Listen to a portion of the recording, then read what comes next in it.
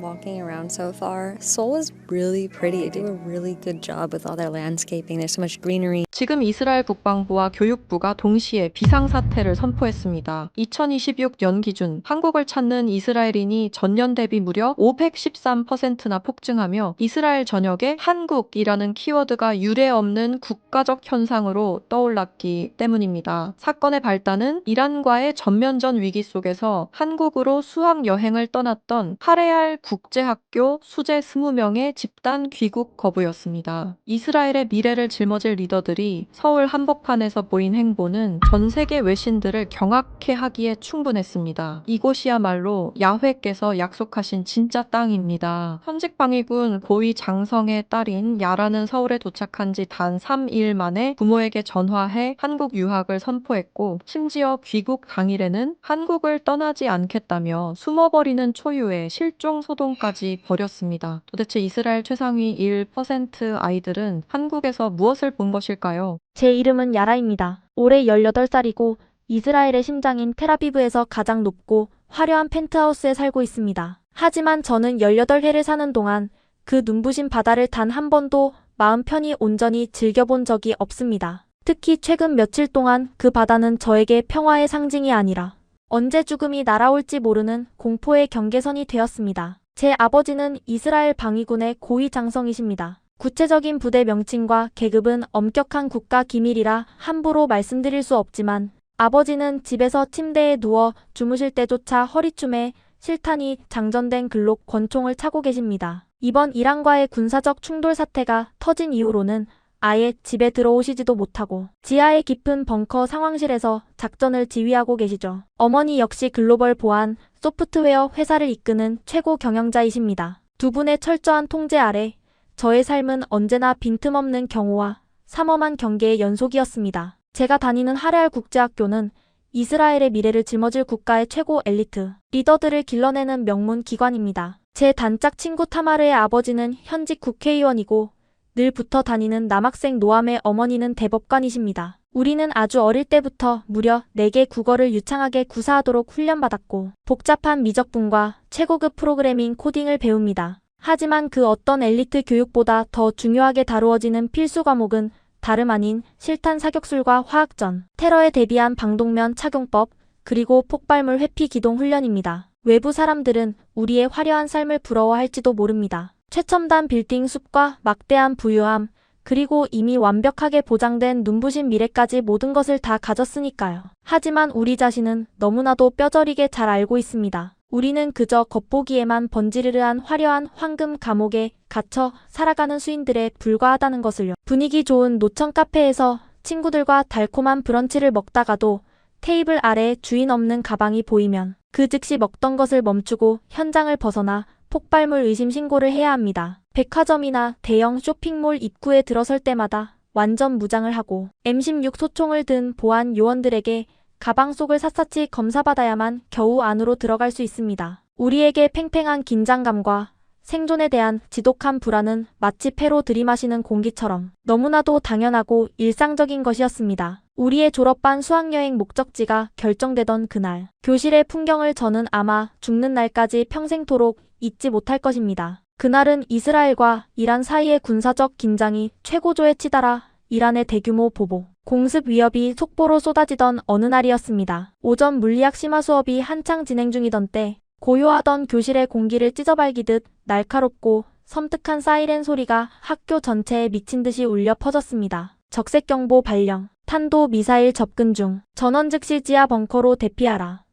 이번에는 단순한 로켓포가 아니었습니다. 이란 본토에서 날아오는 육중한 탄도 미사일 경보였습니다. 스피커에서 흘러나오는 다급한 기계음에 우리는 입술을 꽉 깨물고 질서정연하게 책상 밑으로 들어갔다가 담임이신 갈리아 선생님의 절제된 수신호에 맞춰 복도 끝에 위치한 지하 6층 깊이의 방공호로 빠르게 뛰어내려갔습니다. 숨을 들이쉴 때마다 서늘한 지하실의 곰팡이 냄새와 오래된 철의 비릿한 향이 폐부를 찔렀습니다. 방공호의 육중하고 차가운 강철문이 쾅하는 둔탁한 소리와 함께 굳게 닫혔습니다. 습하고 어두컴컴한 그 좁은 공간 속에서 우리는 서로의 어깨를 맞댄 채 체온을 나누며 숨을 죽이고 가장 끔찍한 90초의 시간을 견뎌야 했습니다. 이내 머리 위 아주 먼 대기권 밖에서부터 하늘을 지키는 방패인 에로우 요격 미사일이 날아오는 적의 탄도, 미사일을 요격하는 끔찍한 파공음과 둔탁한 폭발음이 연달아 울려 퍼졌습니다. 쿵, 쿠궁. 거대한 진동을 타고 방공호 천장에서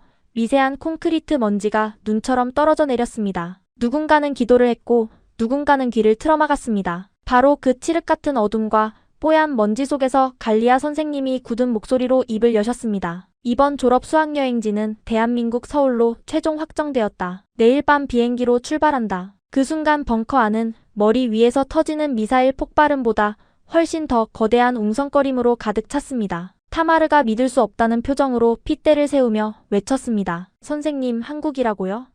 지금 제정신이세요?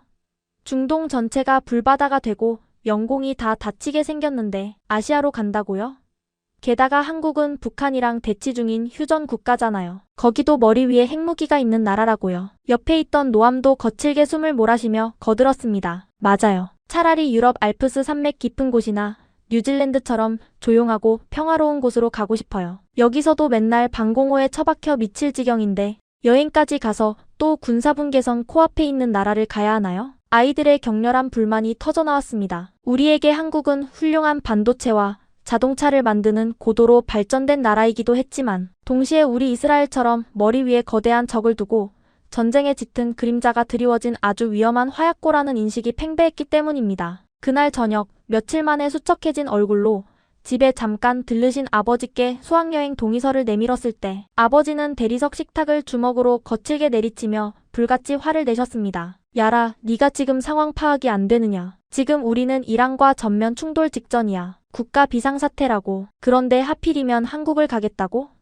거긴 우리와 안보 상황이 똑같아. 아니 어쩌면 지형적으로 더 끔찍한 곳이다. 휴전선에서 수도 서울 도심까지 거리가 고작 50km야. 적의 장사정포 사정거리 안에 1,000만 명의 시민이 인질로 갇혀있는 형국이라고. 우리로 치면 텔아비브 바로 옆 동네에 거대한 적국 부대가 진을 치고 있는 꼴이랑 똑같아. 그런 위험천만한 곳에 내 하나뿐인 딸을 보낼 수는 없다. 절대 안 돼. 아버지의 핏발선 눈동자와 갈라진 목소리. 하지만 이상하게도 저는 아버지의 그 극렬한 반대 속에서 기묘하고도 강렬한 호기심이 가슴 깊은 곳에서부터 맹렬하게 불타오르는 것을 느꼈습니다. 중동이 불타고 있는 지금 우리 이스라엘과 똑같이, 아니 그보다 더 심각한 무기의 위협을 머리 위에 이고 살아가는 나라. 그런데 도대체 어떻게 넷플릭스 화면 속에서 춤추고 노래하는 한국인들의 표정은 그토록 한 점의 구김살 없이 밝게 빛날 수 있는 걸까? 드라마 속에서 주인공들이 한밤중에 강변을 평화롭게 산책하며 치킨을 먹는 그 비현실적인 풍경들은 전부 국가에서 체제 선전을 위해 정교하게 만들어낸 가짜 세트장인 걸까? 저는 아버지께 한치도 물러서지 않고 고집을 피웠습니다. 아빠,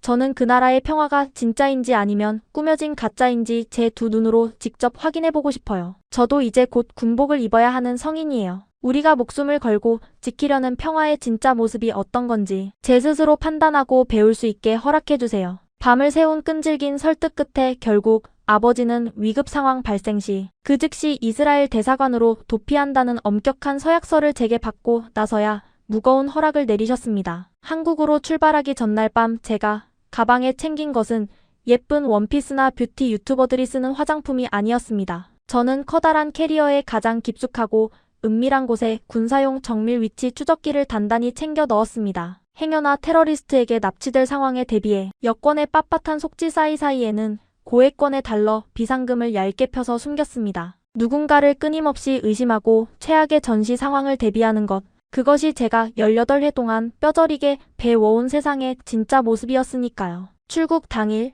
텔아비브 벤구리온 국제공항에서 우리는 그 어느 때보다 철저하고 억압적인 보안 검색을 거쳐야 했습니다. 중동 곳곳에서 군사적 충돌이 이어지고 있다는 뉴스 속보가 공항 스피커를 타고 흘러나오고 있었습니다. 완전 무장한 특수부대원들의 날카로운 눈초리, 폭발물 탐지견들의 거친 숨소리, 그리고 공간을 가득 채운 무전기의 차가운 기계음. 그것이 우리에게는 숨이 막히면서도 동시에 가장 안도감을 주는 생존의 소리였습니다. 극도의 긴장감 속에 우회 항로를 거쳐 비행기에 오르고 10여 시간이 훌쩍 지났을 무렵 기내 스피커에서 기장님의 차분한 안내 방송이 흘러나왔습니다. 승객 여러분, 우리 비행기는 곧 목적지인 대한민국 인천국제공항에 착륙하겠습니다. 현지 시각은 밤 11시 30분입니다. 비행기 바퀴가 활주로에 닿는 둔탁한 충격과 함께 창밖으로 끝없이 펼쳐진 낯선 불빛들이 스쳐 지나갔습니다. 저는 마른 침을 꿀꺽 삼키며 겉옷 주머니 속을 꽉 움켜쥐었습니다. 저와 친구들은 잔뜩 움츠러든 어깨를 하고 굳은 표정으로 비행기 밖을 향해 조심스럽게 걸음을 내디뎠습니다. 적성 국가와 국경을 맞대고 있는 아시아의 화약고에 발을 디디는 순간이었습니다. 그런데 공항 터미널로 들어서는 순간 우리가 단단히 각오했던 긴장의 첫 발걸음은 예상과 완전히 다른 방향으로 시작되었습니다. 저와 친구들은 그 자리에 돌처럼 굳어버린 채 모두 말문이 막히고 말았습니다. 우리가 굳게 믿고 평생을 바쳐 대비해왔던 세상의 상식이 완전히 산산조각.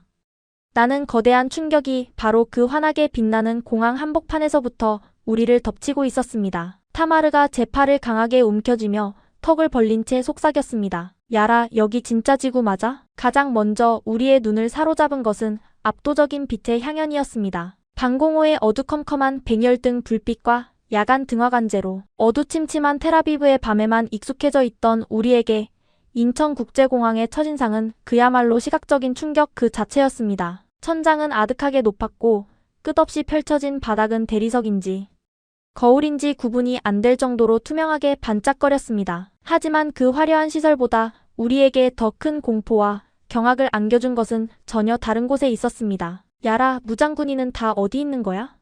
왜 소총을 든 사람이 안 보이지? 노암이 사색이 된 얼굴로 불안하게 주변을 두리번거리며 제 어깨를 잡았습니다. 우리가 출발했던 이스라엘의 벤구리온 공항에서는 5m 간격마다 실탄이 장전된 M16 자동 소총을 맨 특수부대원이 서 있고 게이트 입구에는 거대한 장갑차가 포신을 겨눈 채 버티고 있습니다. 중동의 전운이 최고조에 달한 지금은 그 경계가 2배로 삼엄해졌죠. 그런데 이 거대한 대한민국의 관문에는 소총을 든 무장 병력이 보이지 않았습니다. 총을 든 군인은커녕 우리가 익숙하게 보아왔던 중무장 경비 인력이 눈에 띄지 않았습니다. 대신 우리 눈앞에 나타난 것은 전면에 귀여운 웃는 표정의 화면을 띄운 채 바닥을 부드럽게 미끄러지듯 기어다니는 로봇 청소기 뿐이었습니다. 청소 중입니다. 잠시만 비켜주세요. 한국어 안내 음성과 함께 로봇이 제 발 앞을 스치듯 지나가자 뒤에 있던 타마르가 기겁을 하며 비명을 지르고 뒤로 물러섰습니다. 마치 바닥에 굴러다니는 사제 폭탄이라도 본 것 같은 반응이었습니다. 노암이 제 귓가에 대고 다급하게 속삭였습니다. 이 공항 보안 시스템 완전히 미친 거 아니야? 이렇게 대문짝만하게 열어두면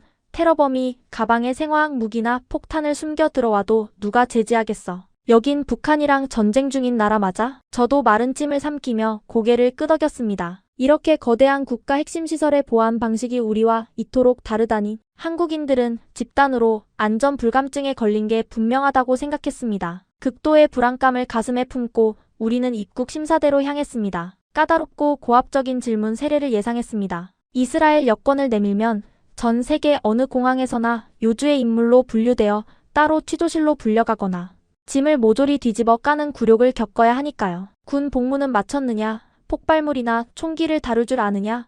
중동 테러 단체와 연관이 있느냐? 같은 날 선 질문들을 머릿속으로 시뮬레이션하며 잔뜩 긴장해 있었습니다. 그런데 마침내 제 차례가 되어 심사대 앞에 섰을 때 제 여권을 받아든 심사관은 저를 올려다보며 아주 부드럽고 따뜻하게 미소 지었습니다. 그리고 영어로 말했습니다. 안녕하세요. 한국에 오신 것을 환영합니다. 그게 전부였습니다. 그 어떤 의심의 눈초리도 경계의 빛도 없었습니다. 제가 너무나 당황해서 제자리에 멍하니 서서 머뭇거리는 사이 옆에 서 있던 공항 안내 직원이 제게 다가왔습니다. 저는 반사적으로 몸을 움츠렸습니다. 이제 진짜 검문을 하러 오는구나 싶어 백팩 가방끈을 손가락이 하얘지도록 꽉 쥐었습니다. 하지만 직원은 유창하고 상냥한 영어로 말했습니다. 수학여행 온 학생들이시군요. 이쪽 스마트 패스 라인을 이용하시면 기다리지 않고 더 빨리 나가실 수 있습니다. 제가 도와드릴까요? 우리는 홀린 듯이 그녀가 안내하는 최첨단 기계 앞으로 걸어갔습니다. 여권의 바코드를 스캔하고 카메라에 얼굴을 비추자마자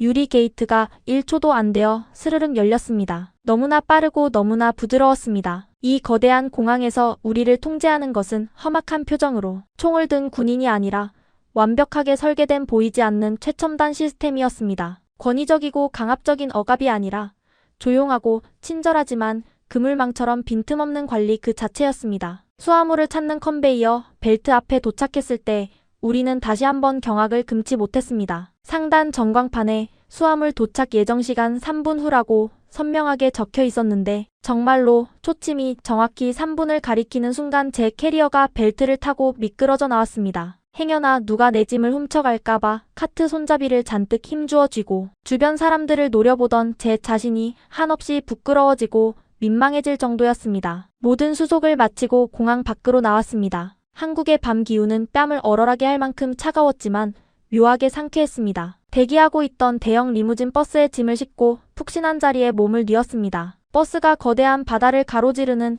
인천대교 위를 달리기 시작했을 때 제 스마트폰이 주머니 속에서 짧게 진동했습니다. 아버지였습니다. 야라, 공항에는 잘 도착했니?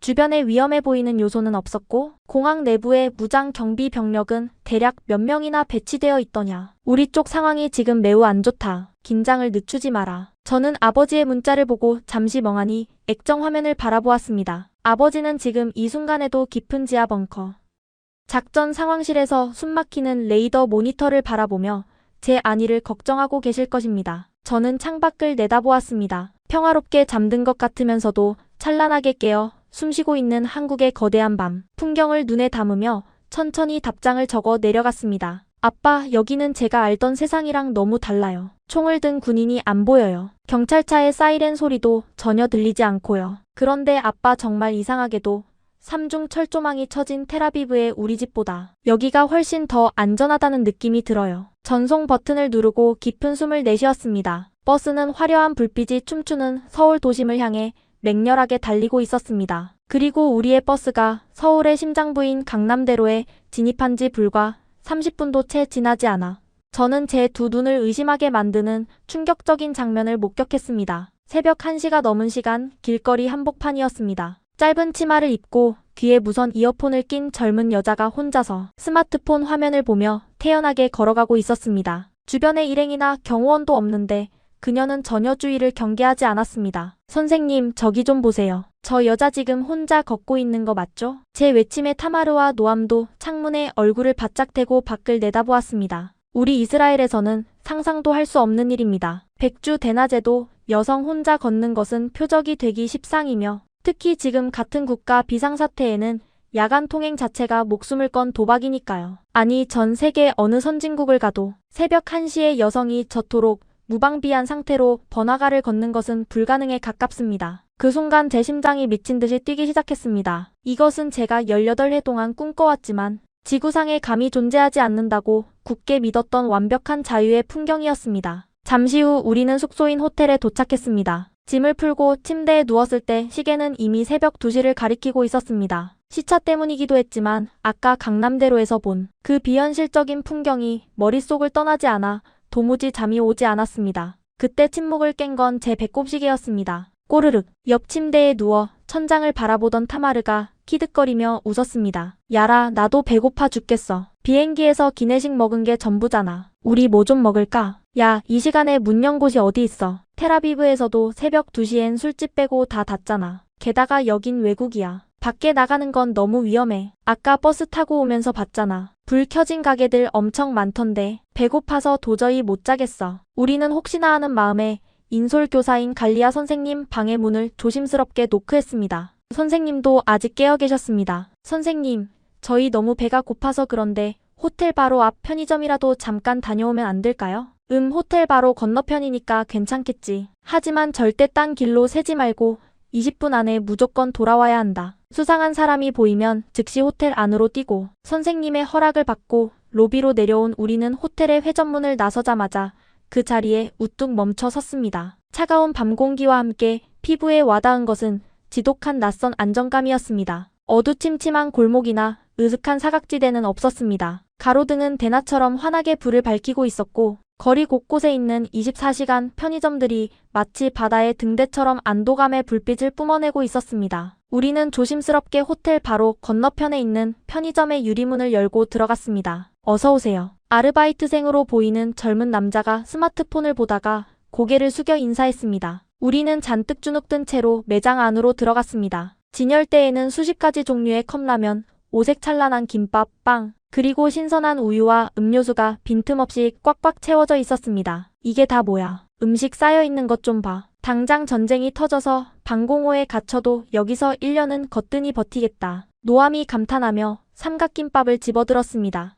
이스라엘에서는 전쟁의 기운이 감돌면 마트의 생필품과 식료품이 하루아침에 동이 납니다. 진열대는 텅텅 비고 사람들은 사재기를 하느라 혈안이 되죠. 그런데 북한의 포문이 코앞에 있는 이 도시의 편의점에는 식량이 흘러넘치고 있었습니다. 우리는 각자 먹고 싶은 라면과 김밥, 그리고 노란색 바나나 맛 우유를 골랐습니다. 계산을 하는데 점원이 서툰 영어와 손짓으로 친절하게 전자레인지 사용법을 알려주었습니다. 우리는 밖으로 나와 편의점 앞 파라솔 의자에 앉아 김이 모락모락 따는 라면을 먹었습니다. 새벽 2시 30분. 이스라엘이었다면 장갑차를 앞세운 순찰차가 경광등을 번쩍이며 지나가거나 야간 검문 검색을 받았을 시간입니다. 하지만 이 서울의 거리에서는 야근을 마친 듯 정장을 입은 직장인들이 피곤하지만 웃는 얼굴로 지나가고 335 모여 간식을 먹으며 수다를 떠는 젊은이들도 눈에 띄었습니다. 야, 저기 좀 봐. 타마르가 라면 국물을 마시다 말고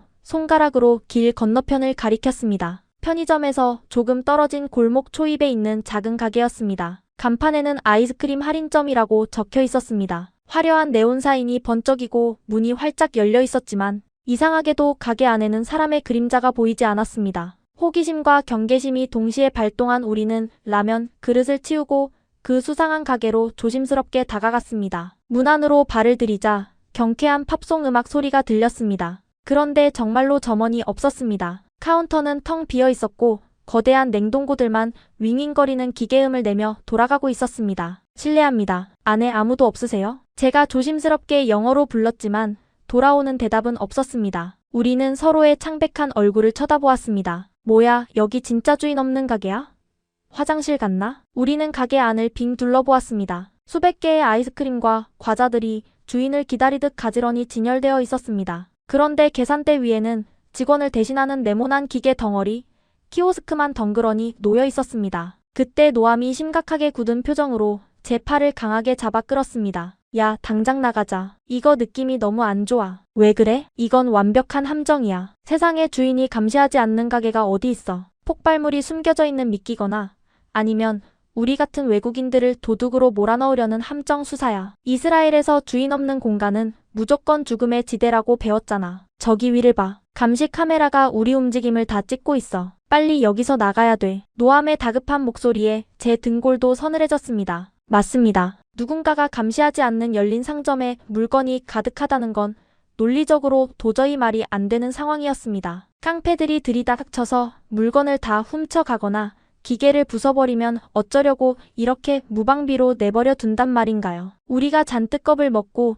뒷걸음질 치며 가게 밖으로 빠져나가려던 바로 그때였습니다. 책가방을 맨 중학생 정도 되어 보이는 남자아이 한 명이 콧노래를 흥얼거리며 가게로 성큼성큼 들어왔습니다. 아이는 덩치 큰 외국인인 우리를 힐끗 쳐다보지도 않고 너무나도 익숙하게 냉동고 문을 열어젖혔습니다. 제일 좋아하는 아이스크림 하나를 쏙 꺼내더니 당당한 걸음으로 기계 앞 계산대로 향했습니다. 삑! 아이는 능숙하게 바코드를 찍고 자기 주머니에서 꼬깃꼬깃하게 접힌 1,000원짜리 지폐 한 장을 꺼내 기계 입구에 밀어 넣었습니다. 달그락! 거스름돈 동전이 떨어지는 소리가 가게 안을 울렸습니다. 아이는 작은 손으로 동전을 챙겨 주머니에 넣고는 아이스크림 껍질을 까서 입에 물고 유유히 문 밖으로 사라졌습니다. 우리는 그 자리에 석상처럼 얼어붙어 한동안 숨소리조차 내지 못했습니다. 방금 뭐였어? 저 아이 그냥 기계에 계산하고 나간 거야? 주인이 안 보는데도 그냥 돈을 냈다고? 타마르가 너지 나간 목소리로 중얼거렸습니다. 감시하는 억압적인 힘이 없는데도 스스로 규칙을 지키는 아이. 마음만 먹으면 얼마든지 훔쳐갈 기회가 사방에 널려 있는데도 단 한 명도 물건에 손대지 않는 밤거리. 이것은 단순히 치안이 좋거나 경찰력이 우수하다는 말로는 도저히 설명이 안 되는 충격적인 사회 현상이었습니다. 이 나라는 전 국민이 태어날 때부터 도덕 교과서를 달달 외우고 나오는 거야? 어떻게 생판 모르는 남들끼리 서로를 이렇게 완벽하게 믿을 수 있어? 노암에 떨리는 질문에 저도 모르게 뜨거운 눈물이 핑 도는 것을 느꼈습니다. 우리 이스라엘에서는 아주 작은 동네 마트에 들어갈 때조차 금속 탐지기를 통과하고 가방 검사를 받아야 합니다. 서로를 끝없이 의심하고 경계하는 것만이 내가 살아남을 수 있는 유일한 생존 방식이니까요. 그런데 이곳 대한민국은 정반대였습니다. 서로를 믿는 것이 특별한 선행이 아니라 아주 당연한 생활 방식이었습니다. 보이지 않는 총구가 우리를 억압하고 겨누는 것이 아니라 보이지 않는 거대한 신뢰의 그물망이 이 거대한 사회를 무너지지 않게 든든히 지탱하고 있었습니다. 우리는 마치 거룩한 성소에 홀린 듯 다시 가게 안으로 천천히 걸어 들어갔습니다. 그리고 각자 먹고 싶은 아이스크림을 골라 들고 키오스크 앞에 경건하게 섰습니다. 화면에 영어 메뉴를 누르고 카드를 꽂아 결제를 마쳤습니다. 결제가 완료되었습니다. 기계에서 흘러나온 단조로운 음성이었지만 그 순간 저에게는 이 세상 그 어떤 다정한 환영 인사보다도 더 뭉클하고 따뜻하게 들렸습니다. 마치 대한민국이라는 나라가 저에게 당신을 믿습니다.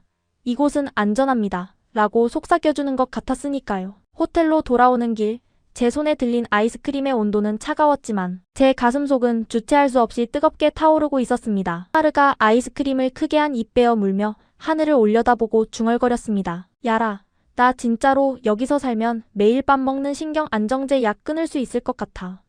그 말에 우리는 서로를 쳐다보며 쓸쓸하면서도 후련한 웃음을 터뜨렸습니다. 새벽 3시를 향해 가는 서울의 거리는 여전히 눈부시게 밝았습니다. 하지만 그 빛은 원자력 발전소나 전기가 만들어낸 물리적인 빛이 아니라 이곳을 살아가는 수천만 명의 사람들이 마음과 마음으로 연결되어 만들어낸 숭고한 신뢰의 빛이라는 생각이 들었습니다. 우리는 그렇게 태어나서 처음으로 총구의 위협 없는 달콤한 첫날 밤을 보냈습니다. 하지만 다음날 아침날이 밝고 본격적인 서울 투어에 나섰을 때 갈리아 선생님이 우리를 이끌고 간 곳은 화려한 쇼핑몰이 아니었습니다. 그곳에서 우리는 우리의 뼈아픈 이스라엘 독립전쟁의 역사와 너무나도 소름 돋게 닮은 하지만 결정적으로 다른 무언가를 목격하게 됩니다. 아빠, 우리는 왜 이렇게 총을 들고 살아야 해? 제가 전시 상황실에 있는 군인 아버지에게 전화를 걸어 오열하며 던지게 될 그 충격적인 질문의 시작이 바로 그곳에서 기다리고 있었습니다. 다음날 아침,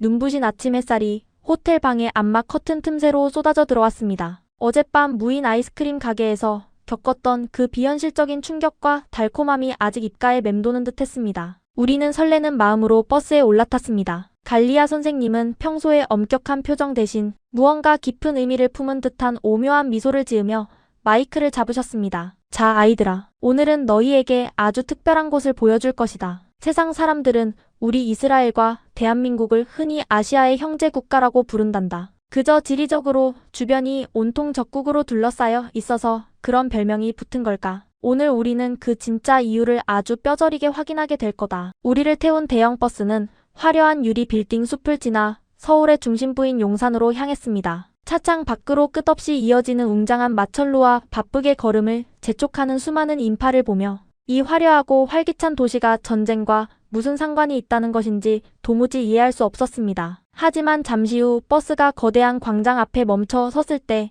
우리는 숨을 죽일 수밖에 없었습니다. 우리가 도착한 곳은 바로 전쟁기념관이었습니다. 광장 입구에 들어서자마자 압도적인 크기의 거대한 청동 조각상들이 우리를 맞이했습니다. 총을 들고 돌격하는 군인들, 피난짐을 이고 가는 어머니의 주름진 얼굴, 공포에 질려 우는 어린아이의 표정까지 그 모든 고통과 절규가 차가운 청동에 생생하게 얼어붙어 있었습니다. 그 중에서도 제 발걸음을 완전히 멈추게 만든 것은 거대한 돔 형태 위에 우뚝 서 있는 형제의 상이었습니다. 국군 장교 복장을 한 형과 인민군 병사 복장을 한 어린 동생이 전쟁터 한가운데서 서로를 마주 안고 있는 그 처절한 모습.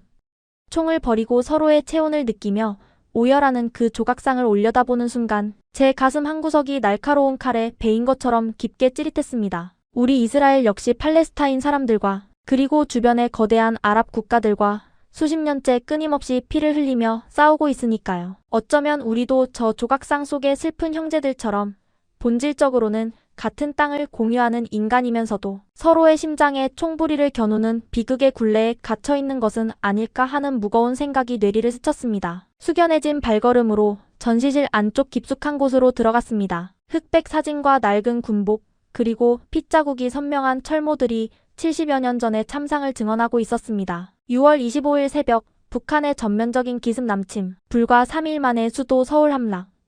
그리고 국토의 90%를 점령당하고 저 아래쪽 부산 바닷가까지 밀려난 절체절명의 위기. 전시물에 적힌 영문 설명을 읽어 내려가던 노암이 창백해진 얼굴로 중얼거렸습니다. 야라, 이거 우리 이스라엘의 독립전쟁 때랑 완전히 똑같잖아. 맞습니다. 우리 이스라엘이 국가 건국을 선포하자마자 주변의 아랍 5개 국가가 동시에 전차를 몰고 쳐들어왔던 그 피바람 부는 첫날, 우리 역시 지도 위에서 영원히 지워질 뻔한 끔찍한 위기를 겪었습니다. 2억 마일리 떨어진 이곳 대한민국의 역사도 우리와 소름 끼치도록 똑같았습니다. 아무런 지하 자원도 없고 든든하게 도와줄 우방국조차 제대로 없던 가난하고 힘없는 신생 독립구. 뼈아픈 식민 지배의 상처가 채 아물기도 전에 터져버린 같은 민족끼리 피를 마시는 동족 상잔의 거대한 비극이었습니다. 전시관을 천천히 걸으며 우리는 한국인들이 겪어낸 처절하고 끔찍한 생존의 기록을 보았습니다. 앳된 얼굴로 총을 든 학도병들의 피 묻은 편지,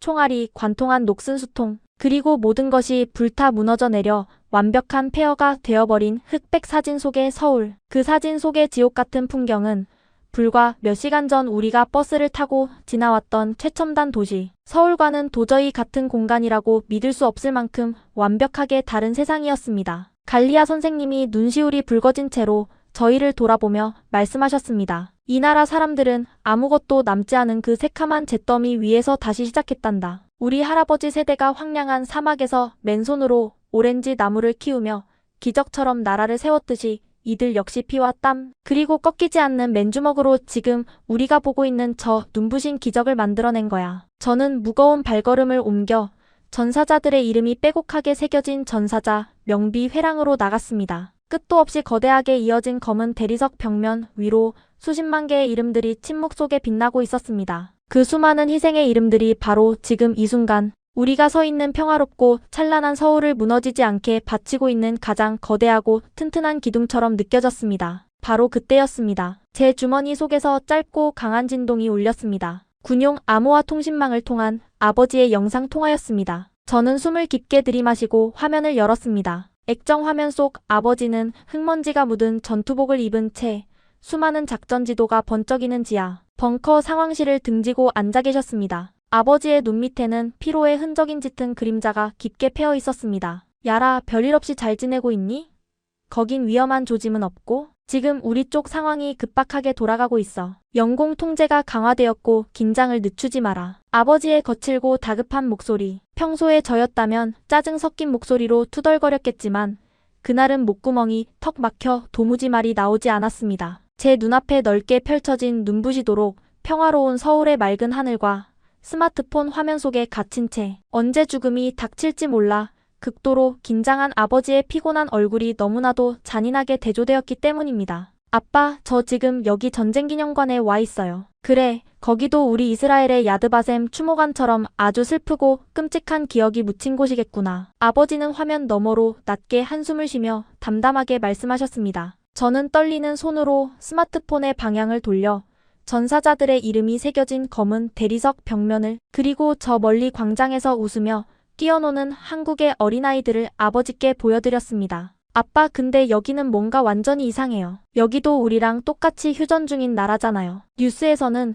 북한이 당장이라도 미사일을 쏠 것처럼 으름장을 놓는다고 했잖아요. 그런데 길거리를 걷는 수많은 사람들의 얼굴에는 그늘이 단 하나도 없어요. 아무도 내일 당장 전쟁이 날까봐 생수나 식량을 사재기하지 않아요. 길거리 지하철에서 방독면을 챙겨 다니는 사람도 없고요. 제 목소리는 주체할 수 없이 떨리기 시작했고 어느새 뜨거운 눈물이 뺨을 타고 쉴 새 없이 흘러내리고 있었습니다. 화면 속 아버지의 표정이 당황한 듯 굳어지는 것이 보였습니다. 우리는 매일 밤 미친 듯이 울려대는 적색 사이렌 소리에 가슴을 졸이며 방공호로 뛰어들어가는데 우리는 그저 목숨을 부지하고 살아남는 것, 생존 그 자체가 유일한 삶의 목표인데 아빠, 이 나라 사람들은 달라요. 이 사람들은 생존을 뛰어넘어서 삶 그 자체를 눈부시게 즐기고 있어요. 방공호에 숨는 대신 거리에 꽃을 심고 총을 드는 대신 아이들에게 책을 읽어주고 있어요. 저는 터져나오는 울음을 간신히 삼키며 18해 동안 제 마음속 가장 깊은 곳에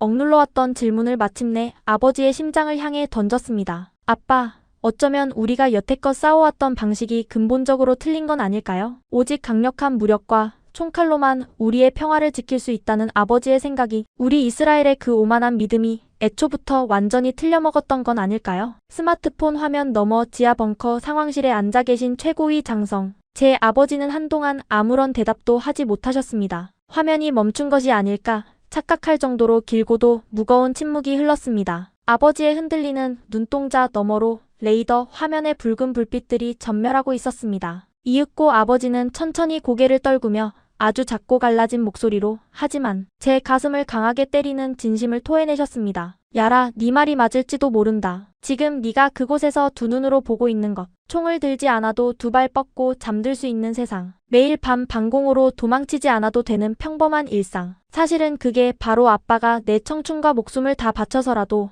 너에게 꼭 물려주고 싶었던 진짜 승리의 미래란다. 전화를 끊고 저는 전사자 명비의 검은 대리석 벽에 이마를 기댄 채 한참을 서서 소리내어 울었습니다. 한국은 단순히 반도체를 잘 만들고 경제만 벼락같이 발전한 나라가 아니었습니다. 이들은 뼈가 시리도록 끔찍한 잿더미와 폐허 속에서 눈물로 씨앗을 뿌려 희망이라는 거대한 꽃을 피워낸 가장 위대한 정원사들이었습니다. 무자비한 총칼과 차가운 미사일로만 억지로 짓눌러 지키는 평화가 아니라 수많은 사람들의 땀과 피눈물 나는 노력, 그리고 용서로 단단하게 다져올린 진짜 평화. 그것이 대한민국이 우리 이스라엘과 소름 끼치도록 닮아 있으면서도 결정적으로 그리고 완벽하게 다른 가장 거대한 차이점이었습니다. 우리는 붉어진 눈으로 기념관을 빠져나와 다시 대형 버스에 올라탔습니다. 마음은 한없이 무거웠지만 동시에 제 가슴속 깊은 곳에서는 낯선 희망이 불꽃처럼 벅차오르고 있었습니다. 총구 없이도 방공 없이도 인간은 이토록 눈부시고 아름다운 사회를 재건할 수 있다는 완벽한 증명서를 제 두 눈으로 직접 확인했으니까요. 하지만 우리의 섣부른 감동과 안도감은 오래가지 못했습니다. 버스에 올라 잠시 눈을 붙이려 했지만 갈리아 선생님의 다음 한마디가 우리를 단번에 각성시켰습니다. 선생님이 버스 기사님에게 전혀 예상치 못한 끔찍한 목적지를 지시했기 때문입니다. 버스의 방향이 서서히 북쪽을 향해 틀어지자 차창 밖의 풍경이 급격하게 변하기 시작했습니다. 그곳은 우리가 이스라엘에서 매일 겪었던 생지옥, 평화라는 껍데기가 완벽하게 찢겨나간 한반도에 소름 끼치는 민낯이 숨겨진 곳이었습니다. 자, 아이들아. 서울의 눈부신 발전과 아름다운 껍데기를 보았으니 이제는 이 나라가 그 화려함을 지키기 위해 매 순간 치르고 있는 끔찍한 대가를 두 눈으로 똑똑히 마주할 시간이다. 버스가 서울 도심을 관통하여 북쪽을 향해 끝없이 뻗은 자유로라는 이름의 고속도로에 진입했을 때 갈리아 선생님의 목소리는 마치 얼음장처럼 차갑게 굳어 있었습니다. 차창 밖으로 스쳐 지나가는 풍경이 서울의 세련된 고층 빌딩과 평화로운 한강의 모습에서 거칠고 차가운 철조망으로 뒤덮인 강변으로 순식간에 바뀌기 시작했습니다. 도로를 달리는 자동차의 숫자가 눈에 띄게 줄어들었고 귓가를 때리는 공기의 질감조차 서늘하게 가라앉는 것이 피부로 느껴졌습니다. 창밖을 내다보던 타마르의 숨소리가 묘하게 거칠어졌습니다. 강줄기를 따라 끝도 없이 이어진 날카로운 이중, 삼중의 철책선, 그 위를 위협적으로 덮고 있는 원형 유령 철조망, 그리고 일정한 간격마다 우뚝 솟아있는 잿빛 콘크리트 초소들, 심지어 도로 한가운데를 가로지르며 언제든 터뜨려 적의 전차 진입을 막을 수 있게 설계된 거대한 대전차 방호벽까지. 그 끔찍하고 살벌한 풍경들은 우리 이스라엘 학생들이 태어날 때부터 뼛속 깊이 각인되어 있는 지독한 트라우마를 사정없이 자극하고 있었습니다. 가자 지구와 맞닿은 남부 국경 혹은 레바논 무장 정파와 대치하고 있는 살얼음판 같은 북부 국경의 모습과 단 한치의 오차도 없이 소름 끼치도록 똑같았기 때문입니다. 야라, 나 갑자기 숨이 잘 안 쉬어져. 심장이 너무 빨리 뛰어. 제 옆자리에 앉은 노암이 창백하게 질린 손으로 가슴을 부여잡고 몸을 웅크렸습니다. 저 역시 마찬가지였습니다. 등줄기를 타고 식은땀이 비 오듯 흘러내렸고 두 손은 좌석에 손잡이를 터질 듯이 꽉 움켜쥐고 있었습니다. 평화로운 관광지인 줄만 알았던 이 나라가 사실은 세계에서 가장 살벌한 무기가 밀집해 있는 화약고라는 잔인한 현실이 우리의 목을 옥죄어왔습니다. 몇 번의 삼엄한 군사 검문소를 거친 끝에 마침내 버스는 공동경비구역 판문점에 도착했습니다. 차에서 내리자마자 피부를 도려낼 듯한 날 선 긴장감이 팽팽하게 감도는 것이 온몸으로 전해졌습니다. 미동조차 하지 않고 바위처럼 굳건하게 서 있는 헌병들의 짙은 선글라스 너머로 시퍼런 살기가 느껴졌습니다. 우리는 숨소리조차 제대로 내지 못한 채 안내 장교의 엄격한 통제에 따라 푸른색 단층 건물들이 늘어선 본회의장 구역으로 걸어 들어갔습니다. 발밑에 그어진 콘크리트 연석 하나, 그 얇고 허술해 보이는 선 하나를 경계로 공기의 무게마저 완전히 달라졌습니다. 학생 여러분, 지금 여러분의 발끝이 닿아 있는 저 얇은 선이 바로 군사분계선입니다. 저 선을 단 한 걸음이라도 넘어가는 순간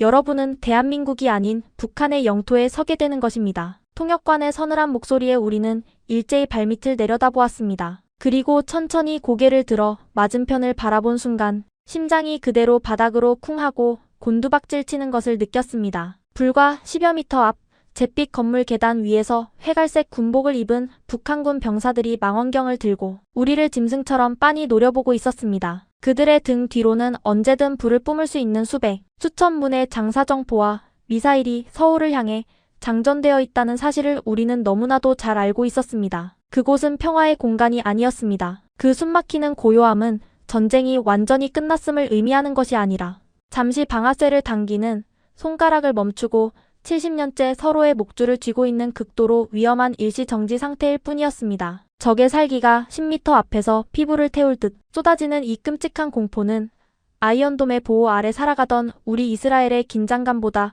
훨씬 더 원초적이고 소름 끼치는 생명의 위협이었습니다. 우리는 공포에 질려 서둘러 버스에 올라타 판문점을 빠져나왔습니다. 그런데 우리의 세계관을 완전히 산산조각낸 진정한 기적과 충격은 판문점의 그 삼엄한 철조망이 아니라 그곳을 떠나 서울 도심으로 다시 돌아오는 1시간 남짓한 버스 안에서 벌어졌습니다. 버스가 임진강을 지나 자유로를 타고 남쪽으로 내달리기 시작했습니다. 30분, 40분, 그리고 50분. 불과 1시간도 채 지나지 않았을 무렵 창밖의 풍경은 마치 영화의 필름이 편집으로 뚝 끊겨 다른 장면으로 넘어가듯 완벽하게 바뀌어 있었습니다. 시퍼런 철조망과 콘크리트 대전차 방호벽이 있던 자리에는 힙한 음악이 흘러나오는 통유리, 카페와 번쩍이는 대형 쇼핑몰들이 들어서 있었습니다. 소총을 메고 경계 근무를 서던 군인들 대신 예쁜 옷을 입고 한 손에 아이스 아메리카노를 든 젊은 연인들이 벚꽃 흩날리는 거리를 걸으며 환하게 웃고 있었습니다. 방금 전까지 눈앞에서 북한군의 망원경을 마주하고 사시나무 떨듯 떨었던 우리는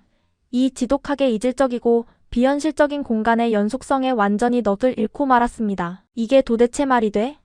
야라, 방금 저 사람들이 웃으면서 셀카 찍는 거 봤어? 창밖에서 눈을 떼지 못하던 타마르가 거의 울부짖다시피 소리쳤습니다. 1시간이야. 겨우 버스 타고 50km 달렸다고. 차가 막히지도 않았어. 저기 북쪽 끝에서는 당장 내일 전쟁이 터져도 이상하지 않을 만큼 사람들이 총을 들고 노려보고 있는데 어떻게 여기서 1시간 거리밖에 안 되는 곳에 있는 사람들은 이렇게 아무렇지도 않게 아이스크림을 먹고 카페에서 수다를 떨 수가 있는 거야?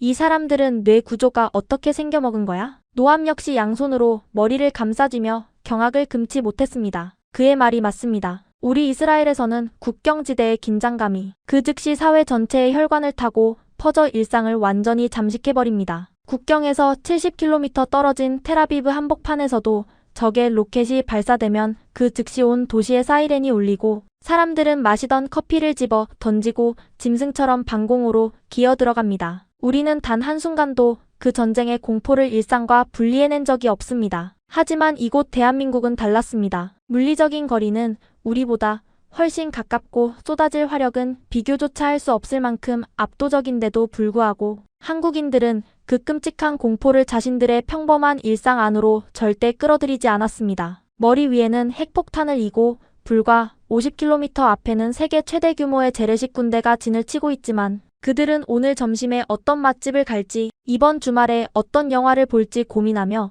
눈부시게 삶을 살아내고 있었습니다. 저는 창문에 이마를 기댄 채 거리에서 환하게 웃고 있는 한국의 젊은이들을 경이로운 눈빛으로 바라보았습니다. 그리고 제 가슴속 깊은 곳에서부터 거대한 깨달음이 번개처럼 내리쳤습니다. 한국의 진짜 힘, 이 나라를 선진국으로 끌어올린 진짜 기적의 정체는 수백만 대의 자동차 수출이나 세계 1위의 반도체 기술이 아니었습니다. 그것은 바로 위협을 무시하는 허세가 아니라 위협의 한가운데서도 결코 정상적인 삶을 포기하지 않는 무서운 내성이었습니다. 전쟁의 공포가 내 삶을 지배하도록 내버려 두지 않고 기어코 오늘 하루를 눈부시게 살아내겠다는 그 지독하고도 찬란한 의지. 한국인들은 총이나 대포가 아니라 평범한 일상이라는 이름의 세상에서 가장 강력하고 위대한 무기를 들고 적의 위협에 통쾌하게 맞서 싸우고 있었던 것입니다. 버스가 복잡한 서울 시내 중심가에 진입하며 속도를 줄였습니다. 제 심장은 그 어느 때보다 뜨겁게 박동하고 있었습니다. 저는 이제 이 위대한 일상을 만들어내는 엔진, 이 사회를 무너지지 않게 톱니다. 바퀴처럼 맞물려 돌아가게 하는 한국인들의 진짜 얼굴을 더 깊이 들여다보고 싶어졌습니다. 그리고 다음 날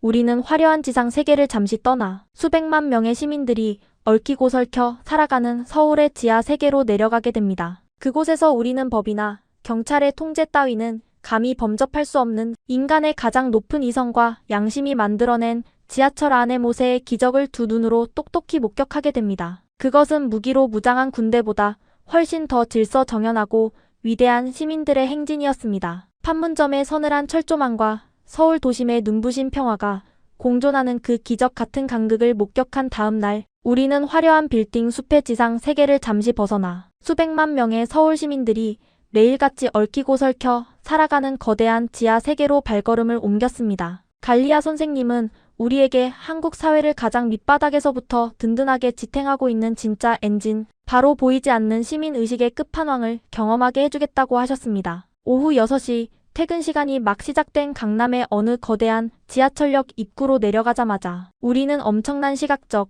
청각적 압도감에 숨을 들이켰습니다. 끝이 보이지 않는 거대한 지하 광장과 수많은 환승 통로를 가득 메운 채 쏟아져 나오는 사람들의 물결, 검은 머리의 파도가 마치 거대한 강물처럼 끊임없이 밀려오고 있었습니다. 우리 이스라엘 학생들에게 이렇게 사람이 빽빽하게 밀집된 공간은 본능적으로 극도의 공포를 불러일으킵니다. 텔아비브나 예루살렘에서 수백, 수천 명이 모인 광장이나 역사는 언제나 자살, 폭탄 테러범들의 가장 먹음직스러운 1순위 표적이 되기 때문입니다. 그래서 우리는 사람이 많은 곳에서는 항상 신경을 곤두세우고 주변 사람들의 손이나 가방을 경계하는 버릇이 뼛속 깊이 배어 있습니다. 이거 너무 위험한 거 아니야? 이 수많은 인파 속에 누가 가방에 폭발물을 숨겨 들어와도 절대 모를 텐데 압사당하지 않으면 다행이겠어. 타마르가 제 옷깃을 꽉 움켜쥐며 두려움에 질린 목소리로 속삭였습니다. 우리는 잔뜩 겁을 먹은 채 서로의 팔을 엮고 지하 30m 아래의 승강장으로 조심스럽게 내려갔습니다. 승강장에는 선로로 사람이 떨어지는 것을 막아주는 투명한 유리 벽, 스크린 도어가 끝없이 설치되어 있었습니다. 곧이어 안내 방송과 함께 거대한 열차가 바람을 일으키며 승강장으로 미끄러져 들어왔습니다. 열차 안은 이미 발 디딜 틈조차 없이 꽉 들어찬 이른바 지옥철 그 자체였습니다. 저는 문이 열리는 순간 사람들이 먼저 타기 위해 서로를 거칠게 밀치고 소리를 지르며 아수라장이 펼쳐질 것이라고 예상했습니다. 우리 이스라엘의 대중교통은 항상 시끄럽고 치열합니다. 이스라엘 특유의 당당함을 뜻하는 후츠파 정신이라는 명목 아래 자리를 차지하기 위해 낯선 사람과 언성을 높이며 싸우는 일이 다반사니까요. 그런데 문이 스르륵 열리는 순간 제 눈앞에서 구약 성경에서나 읽었던 믿을 수 없는 거룩한 기적이 펼쳐졌습니다. 문 앞에 빽빽하게 서 있던 수십 명의 사람들이 마치 짠 것처럼 양옆으로 쫙 갈라지며 길을 터주는 것이었습니다. 마치 모세가 지팡이를 들어 홍해를 반으로 갈랐던 것처럼 열차 안에 있던 사람들이 모두 안전하게 내릴 때까지 밖에서 기다리던 사람들은 단 한 발자국도 움직이지 않았습니다. 경찰이 호루라기를 불며 통제하는 것도 아니었고 곤봉을 든 군인이 위협하는 것도 아니었습니다. 그저 수천 명의 사람들이 보이지 않는 규칙에 따라 하나의 거대한 유기체처럼 완벽한 질서를 유지하고 있었습니다. 우리는 사람들의 물결에 자연스럽게 휩쓸려 열차 안으로 들어갔습니다. 내부 공기는 사람들의 열기로 숨이 막힐 지경이었습니다. 그런데 그 콩나물시루처럼 꽉 찬 만원 전철 한가운데서 저는 도무지 논리적으로 이해할 수 없는 비현실적인 광경을 발견했습니다. 야라, 저기 좀 봐. 다들 서서 가느라 다리가 끊어질 것 같은데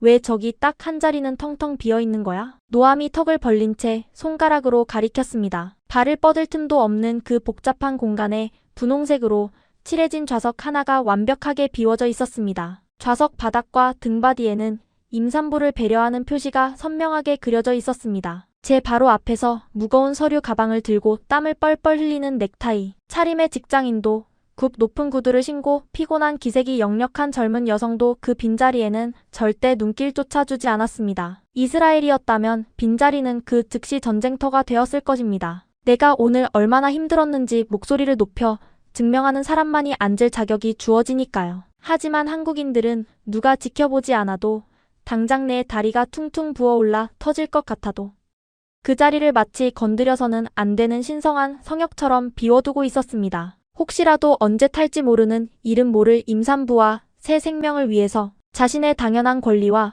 편안함을 기꺼이 포기하는 그 거룩한 배려. 그것은 벌금이나 몽둥이로 강제할 수 있는 통제가 아니라 한 사회의 구성원들이 오랜 시간 다듬어온 가장 숭고한 의식의 결정체였습니다. 보이지 않는 배려심, 그것이 바로 한국인들의 마음속에 장착된 진짜 아이언돔이었습니다. 그날 저녁, 깊은 감동을 안고 우리는 시원한 강바람이 부는 한강공원으로 향했습니다. 끝없이 펼쳐진 거대한 강줄기와 그 위를 가로지르는 수많은 대교들이 뿜어내는 오색찬란한 야경은 넋을 잃게 만들었습니다. 하지만 그보다 더 놀라운 것은 끝없이 열려있는 개방성이었습니다. 이스라엘에서 강이나 호수 같은 주요 수원은 독극물 테러를 막기 위해 철조망과 무장 경비로 철저히 통제됩니다. 하지만 한강은 펜스 하나 없이 시민 모두에게 활짝 열려 있었습니다. 우리는 잔디밭에 돗자리를 깔고 앉아 한국의 명물이라는 배달치킨을 시켰습니다. 정확한 주소도 없는 캄캄한 공원 잔디밭 한가운데로 25분 만에 따끈한 치킨 상자를 들고 나타난 오토바이 배달원을 보며 우리는 위치 추적 마법이라도 쓴 것이냐며 환호성을 질렀습니다. 부른 배를 두드리며 강변을 따라 산책을 하던 중 우리는 다양한 운동기구들이 모여있는 무료 야외 헬스장을 발견했습니다. 제가 어떻게 사용하는지 몰라 철봉 앞에서 끙끙대고 있을 때 머리가 하얗게 센 백발의 할아버지 한 분이 하얀색 트레이닝복 차림으로 다가오셨습니다. 저는 반사적으로 몸을 움츠리며 경계했습니다. 밤거리에 낯선 남자의 접근은 우리에게 곧 잠재적 위협이니까요. 하지만 할아버지는 주름진 얼굴에 온화한 미소를 띠며 믿을 수 없는 인사를 건넸습니다. 샬롬, 이스라엘에서 왔나 보구먼. 정확한 히브리어 인사였습니다. 우리가 눈을 동그랗게 뜨고 놀라자 할아버지는 껄껄 웃으며 유창한 영어로 설명해 주셨습니다. 내가 젊었을 때 중동 사막에서 땀 흘리며 건설 노동자로 10년 넘게 일했었지. 그때 이스라엘의 집단 농장인 키부츠에 대해서도 많이 배웠고 말이야. 할아버지는 탄탄한 팔뚝으로 직접 운동기구 시범을 보여주시며 한강의 검은 물결을 아련한 눈빛으로 바라보셨습니다. 학생들, 지금은 이 강물이 아름답게 반짝이지만 내가 꼬마였을 때 이 강물은 전쟁통의 피로 물들어 붉은 빛이었단다. 폭격에 무너진 다리 밑으로 수많은 사람들이 죽어나갔지. 하지만 우리는 포기하지 않았어. 중동의 뜨거운 태양 아래서 독일의 어두운 탄광에서 피땀 흘려번 돈으로 이 나라를 다시 세운 거야. 지금 우리 손주들이 테러 걱정 없이 이 잔디밭에서 마음껏 뛰어노는 것. 그게 바로 우리 세대가 인생을 바쳐서 지켜낸 가장 값진 훈장이란다. 대가를 바라지 않는 친절, 그리고 상처를 딛고 일어선 세대의 거룩한 자부심. 할아버지가 손을 흔들며 어둠 속으로 사라진 뒤에도 우리는 한참 동안 그 자리에 서 있었습니다. 이스라엘의 노인들은 대부분 강인한 참전 용사 출신이지만 그들의 눈동자에는 늘 적을 향한 경계와 트라우마가 서려 있습니다. 하지만 이 한국의 산업화 세대 할아버지의 눈빛에는 치열하게 살아남은 자의 여유와 타인을 보듬어 안는 거대한 품격이 흘러넘치고 있었습니다. 다음 날 아침, 우리는 서울 시내의 한 인문계 고등학교를 방문했습니다. 학교 식당에서 무상으로 제공되는 최고급 호텔 뷔페 수준의 따뜻한 닭갈비와 미역국을 먹으며 첫 번째 충격을 받았던 우리는 점심시간이 끝나고 종이 울렸을 때 두 번째 충격을 받고 완전히 무너져 내렸습니다. 수업 종이 울리자마자 한국 고등학생들이 교실 뒤편 사물함에서 일제히 빗자루와 물걸레를 꺼내 들더니 자기들이 공부하는 책상 밑과 복도 바닥을 무릎을 꿇고 묵묵히 닦기 시작하는 것이었습니다. 이스라엘 학교에서 청소는 돈을 받는 외부 용역 업체의 목지입니다. 우리는 그저 머리를 써서 엘리트가 되는 법만 배우지 내 손에 먼지를 묻히는 법은 배우지 않습니다. 돈을 주고 청소부를 쓰면 편할 텐데 왜 너희들이 직접 땀 흘리며 교실을 닦는 거야? 노함이 이해할 수 없다는 듯 묻자 걸레를 쥐고 있던 안경 낀 여학생이 이마에 땀을 닦으며 해맑게 웃었습니다. 내가 하루 종일 생활하는 내 공간이잖아요. 내가 어지럽힌 쓰레기를 남이 치우게 할 수는 없죠. 그리고 친구들이랑 다 같이 바닥을 쓸다 보면 서로 협동하는 법도 배우고 진짜 책임감이 뭔지 알게 되거든요. 책임감. 그 단어가 제 심장을 거세게 내리쳤습니다. 우리는 입으로만 세상을 바꾸는 하브루타 토론을 앵무새처럼 외쳤지. 정작 내 발밑에 떨어진 쓰레기 하나를 남을 위해 줍는 헌신은 배우지 못했습니다. 한국의 아이들은 매일 빗자루질을 하며 공동체를 위해 봉사하고 자신을 낮추는 법, 즉 진짜 세상을 이끌어갈 훌륭한 리더십을 몸으로 직접 새기고 있었던 것입니다. 이 놀라운 배움들로 가득 찼던 서울 여행의 마지막 날, 갈리아 선생님은 우리에게 명동에서의 반나절 자유시간을 허락하셨습니다. 한국의 뷰티와 패션을 마음껏 즐기라는 배려였습니다. 하지만 우리는 꿈에도 몰랐습니다. 그 화려하고 눈부신 명동의 거리 한복판에서 우리가 그토록 쌓아 올렸던 한국 사회에 대한 믿음과 안도감을 송두리째 무너뜨릴 끔찍한 재앙이 우리를 기다리고 있을 줄은 말입니다. 갈리아 선생님이 약속하신 자유시간의 날이 밝았습니다. 목적지는 아시아 패션과 화장품의 거대한 성지라고 불리는 서울 명동이었습니다. 지하철역 계단을 걸어 지상으로 올라서자마자 엄청난 인파와 화려한 간판들이 폭포수처럼 우리를 덮쳤습니다. 길거리 스피커에서는 심장을 울리는 K-팝 댄스 음악이 터져나왔고 공기 중에는 떡볶이와 버터 구이 오징어의 달콤하고 매콤한 냄새가 짙게 깔려 있었습니다. 수많은 외국인 관광객과 화려하게 꾸민 한국의 젊은이들이 거대한 강물처럼 거리를 가득 메우고 흘러갔습니다. 우리 이스라엘 여학생들에게 한국의 뷰티 브랜드는 유튜브 화면 속에서만 존재하던 전설적인 보물과도 같았습니다. 우리는 곧장 커다란 화장품 매장 안으로 빨려 들어갔습니다. 야라, 이거 색깔 진짜 예쁘다. 나한테 잘 어울릴 것 같아. 타마르가 복숭아 빛깔의 립스틱을 입술에 대보며 환하게 웃었습니다. 매장의 젊은 직원은 영어가 아주 유창했습니다. 그녀는 우리를 잠재적인 폭동 세력이나 언제 총을 꺼낼지 모르는 군인으로 취급하지 않았습니다. 그저 외모 가꾸기에 관심이 많은 평범하고 귀여운 18살짜리 소녀들로 대해주었습니다. 제 손등에 여러 가지 스킨과 로션을 발라주며 칭찬을 아끼지 않는 직원의 친절한 미소 앞에서 문득 제 가슴 한구석이 날카롭게 저려왔습니다. 불과 몇 달 뒤면 저는 이 길게 기른 머리카락을 남자처럼 짧게 잘라내고 흙먼지가 날리는 건조한 사막의 훈련장으로 끌려가야 합니다. 예쁜 화장품 파우치 대신 묵직하고 차가운 탄창 조끼를 둘러매고 립스틱 대신 얼굴에 새카만 위장 크림을 덕지덕지 발라야 합니다. 그게 이스라엘에서 태어난 모든 청춘들이 피할 수 없는 잔인한 운명이니까요. 나도 그냥 이렇게 예쁜 원피스를 입고 친구들이랑 맛있는 빵을 먹으며 평범하고 예쁘게 살고 싶다. 거울 속에 비친 제 모습을 보며 서글픈 마음을 억누르는데 밖에서 맛있는 냄새가 유혹했습니다. 우리는 양손에 쇼핑백을 한가득 든 채로 거리 한가운데 서서 뜨거운 치즈 호떡을 호호 불며 베어 물었습니다. 전쟁, 방공호, 대피훈련, 테러범. 평생을 우리 뇌리에 엉겨붙어 있던 그 끔찍하고 무거운 단어들을 아주 잠시나마 완벽하게 잊을 수 있었던 찰나의 눈부신 행복이었습니다. 하지만 그 행복은 비눗방울처럼 허무하고 순식간에 터져버리고 말았습니다. 우리가 점심을 먹기 위해 인파를 뚫고 좁은 골목길을 걸어가고 있을 때였습니다. 제 앞을 걷던 타마르가 벼락을 맞은 사람처럼 멈춰 서더니 찢어지는 비명을 질렀습니다. 길을 걷던 수십 명의 사람들이 일제히 우리를 쳐다보았습니다. 타마르, 왜 그래?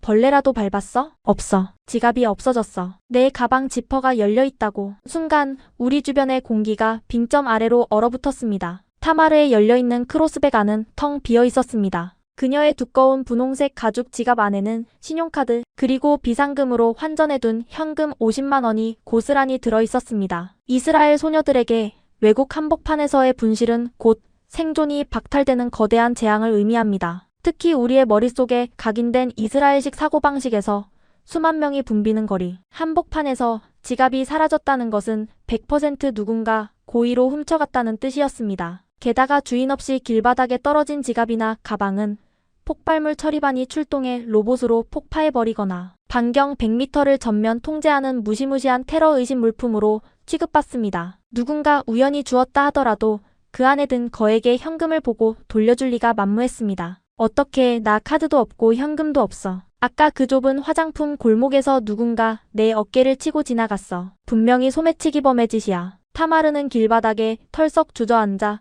짐승처럼 통곡하기 시작했습니다. 저와 노암의 머릿속에도 붉은색 경계 경보 사이렌이 미친 듯이 울려 퍼졌습니다. 조금 전까지 천사처럼 다정하고 친절해 보였던 거리를 걷는 수많은 한국인들이 순식간에 우리의 돈을 노리는 교활한 범죄자와 용의자로 보이기 시작했습니다. 역시 너무 완벽하다 했어. 세상에 천국은 없어. 여기도 결국 약육강식의 정글이고 사람 사는 똑같은 곳이야. 우리의 방심을 노린 거야. 제 마음속 깊은 곳에 숨겨져 있던 인간을 향한 지독한 불신과 혐오가 다시 독버섯처럼 뱀의 머리를 쳐들었습니다. 우리는 사시나무처럼 떨리는 손으로 갈리아 선생님께 전화를 걸었습니다. 선생님은 근처에 있는 파출소로 당장 뛰어들어가 위치를 전송하라고 지시하셨습니다. 우리는 숨을 헐떡이며 명동 골목 모퉁이에 있는 작은 경찰 파출소 문을 열고 뛰어들어갔습니다. 이스라엘의 경찰서는 항상 분노에 찬 범죄자들과 고함 소리로 시장통처럼 바쁘고 고압적입니다. 외국인 관광객의 단순한 지갑 분실 따위는 서류 한 장 던져주고는 찾으면 연락 주겠다는 영혼 없는 대답으로 문전박 대당하기 일쑤입니다. 우리는 절망적인 얼굴로 파출소 문을 열었습니다. 어서 오십시오. 무슨 큰일이 있으십니까? 제복을 단정하게 입은 중년의 경찰관 아저씨가 자리에서 벌떡 일어나며 우리를 걱정스러운 눈빛으로 맞이했습니다. 타마르가 눈물 콧물로 범벅이 된 얼굴로 자초지종을 설명했습니다. 그러자 경찰관은 눈살을 찌푸리며 짜증을 내는 대신 무전기를 집어들고 턱을 쓰다듬으며 아주 진지하게 물었습니다. 마지막으로 지갑을 꺼내서 결제한 장소가 어디인가요? 이동한 동선을 지도에 짚어주실 수 있나요? 걱정하지 마세요. 명동거리는 감시 카메라가 구석구석 다 있어서 동선을 추적하면 분명히 단서가 나올 겁니다. 그는 마치 자기 친딸의 일처럼 꼼꼼하고 다정하게 우리를 안심시켰습니다. 하지만 우리 귀에는 그 말이 들리지 않았습니다. 범인을 잡는다 한들 이미 현금 50만 원은 흔적도 없이 사라졌을 테니까요. 우리는 파출소 낡은 소파에 쪼그려 앉아 초조하게 손톱을 물어뜯으며 기다렸습니다. 1분이 1년 같았습니다. 10분, 20분, 그리고 30분이 속절없이 흘러갔습니다. 타마르의 울음소리는 체념의 흐느낌으로 변해가고 있었습니다. 바로 그때였습니다. 파출소 유리문이 달그락거리며 열리더니 점퍼 차림의 평범하고 머리가 희끗희끗한 한국인 아저씨 한 분이 성큼성큼 걸어 들어왔습니다. 수고하십니다. 저기 떡볶이 골목 길바닥에 이게 떨어져 있길래 주워왔습니다. 외국인 것 같은데 빨리 찾아주셔야겠어요. 그 아저씨의 거칠고 투박한 손에 들려있는 것. 그것은 두 눈을 씻고 봐도 명백한 타마르의 분홍색 가죽 지갑이었습니다. 내 지갑이에요. 타마르가 스프링이 튕기듯 튀어나가 지갑을 낚아챘습니다. 경찰관이 미소를 지으며 타마르에게 내용물을 확인해보라고 턱짓을 했습니다. 타마르가 벌벌 떨리는 손으로 지갑의 지퍼를 열었습니다. 신용카드 2장 그대로 꽂혀 있었습니다. 그리고 지퍼 안쪽에 접어두었던 노란색 5만원권 지폐 10장. 단 한 장도 100원짜리 동전 하나도 빠짐없이 완벽하게 그대로 들어있었습니다. 돈이 다 있어요. 하나도 안 없어졌어요. 진짜 다 있어요. 우리는 귀신이라도 본 사람들처럼 입을 떡 벌리고 지갑을 주워온 아저씨를 멍하니 쳐다보았습니다. 사례금이라도 꺼내서 드려야 한다는 생각에 제가 지갑에 손을 뻗었을 때 아저씨는 쑥스러운 듯 사람 좋은 헛기침을 하며 손사래를 쳤습니다. 아유 됐습니다. 외국 와서 지갑 잃어버리고 얼마나 가슴이 철렁했겠어. 찾아갔으면 다행이지. 앞으로는 가방 지퍼 꼭 잠그고 다녀요. 남은 여행 재밌게들 하고. 아저씨는 자신의 이름표도 연락처도 그 흔한 커피 한 잔의 보상도 원하지 않은 채 다시 유리문을 열고 쿨하게 명동의 인파 속으로 사라지셨습니다. 우리는 한동안 숨을 쉬는 방법조차 잊어버린 채 파출소 바닥에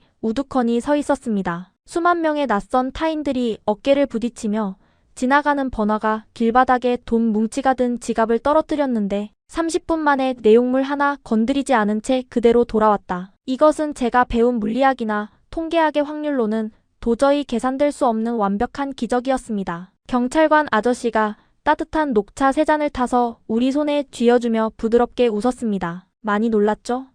한국에서는 카페 테이블 위에 지갑이나 노트북을 두고 화장실에 다녀와도 아무도 안 훔쳐가요. 감시 카메라가 무서워서가 아니라 남의 물건은 함부로 탐내지 않는다는 게 여기 사람들의 아주 당연한 상식이거든요. 그 순간이었습니다. 타마르가 손에 쥐고 있던 종이컵을 툭 떨어뜨리더니 파출소 앞 아스팔트 길바닥에 그대로 주저앉아 엉엉 소리 내어 울음을 터뜨렸습니다. 그것은 지갑을 잃어버렸을 때의 공포와 절망 섞인 울음이 아니었습니다. 너무나도 거대하고 압도적인 감동, 그리고 평생을 의심과 경계 속에서 살아왔던 자신의 비참한 삶에 대한 서러움이 한꺼번에 터져나온 카타르시스의 눈물이었습니다. 저와 노암 역시 타마르를 부둥켜 안고 하염없이 눈물을 쏟아냈습니다. 우리는 평생을 차갑고 두꺼운 벽 속에 갇혀 살았습니다. 테러를 막기 위해 국경에 세운 분리장벽, 외부인을 경계하기 위해 집 주변에 둘러친 높은 담벼락, 그리고 무엇보다 내 목숨을 지키기 위해 타인을 무조건 의심하고 봐야 한다는 우리 마음속의 잔인한 불신의 벽. 그 벽이 있어야만 우리가 안전할 수 있다고 세뇌당하며 살았습니다. 하지만 이곳 대한민국 명동 한복판에서